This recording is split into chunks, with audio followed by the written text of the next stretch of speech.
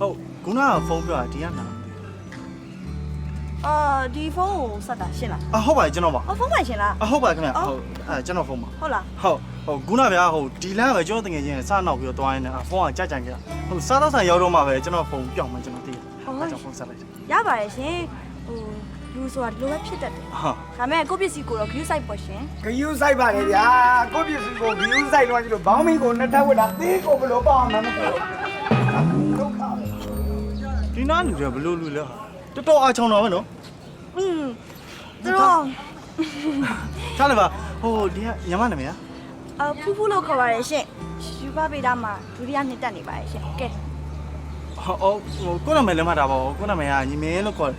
ဟုတ်ကိုကဟိုဝန်ထမ်းများမှာနေတယ်ကွာဟိုကိုဖေကညုံမိုးလေဟုတ်ကဲ့ဝင်တာနေရဆိုတာလေအမိုက်ပုံပေးနာဇိမ်းနာကိုပြောတာဟေး